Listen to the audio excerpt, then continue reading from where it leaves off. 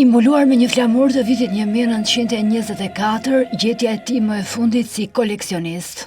Arkëmorti Artan Lames u përcoll drejt banesës së fundit me kërkesë të familjes i mbajtur nga miqt. Dhjetra të pranishëm që kishin ardhur për të bërë homazhe në nder të tij e shoqëruan me duar trokitje e karafila të bardhë.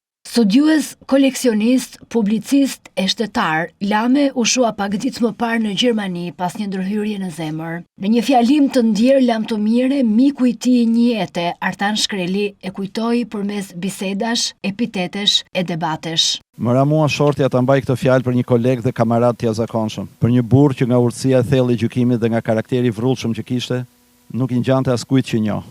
Lamja ishte unik, e kishte zemrën e madhe dhe të lodhur. Një zemër që dha shumë më tepër se sa mori, prandaj kush ka qenë pranë tij zotron një pjesë të zemrës tij. Zemër e cila mbajti pesha që i takonin dhe nuk i takonin, dhe që u përball jo rrallë me presione nga çdo anë. Lame ishte të gjitha këto. Cili prej nesh ka qenë kaq shumë gjëra? Ai ishte vllai im, jo prej gjaku, por prej jete. Ditë më parë, Artan Lame u nis drejt Gjermanisë duke marrë me vete plane, ëndra, dëshira dhe shpresa. As ai, as familja që sonte do të mblidhet në mbrëmje në shtëpi pa të, nuk e dinin se ishte ikje pa kthim. Miqt me të cilët nuk kursente shaka tokatare ndajnë copëza kujtimesh.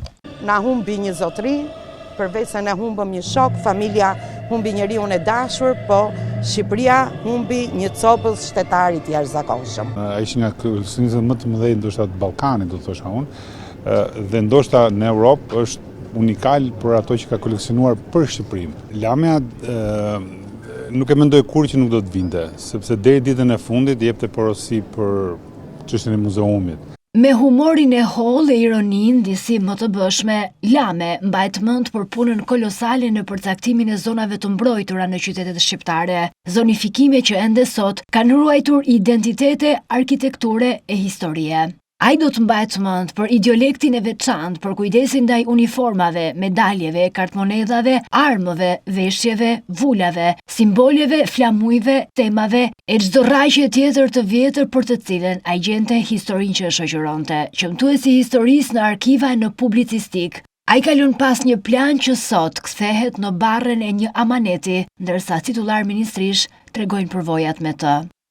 Kam komunikuar me të shumë ngushtë për muzeun e koleksioneve që ai po punonte. Minimumi që unë dhe gjithë ne do bëjmë për amanetin e tij, për muzeun e koleksioneve që ka nisur, që ta mbështesim dhe të bëjmë ç'është e mundur që të nderojmë punën, jetën, veprën e tij. Një patriot që dinte t'i mbronte çështjet kombëtare dhe rrënjët evropiane të Shqipërisë me pasion dhe me njohuritë e thella që kishte. Çështja e detit me Greqinë, se ka mbrojtur askush si Artan Lamja, pa kush si Artan Lamja e ka mbrojtur atë çështje në atë kohë. Një shtet dashësi i cili kontriboi deri në ditën e fundit të jetës së tij që simbolet, ceremoniali, protokolli i shtetit shqiptar të ngrihet në lartësinë e dur.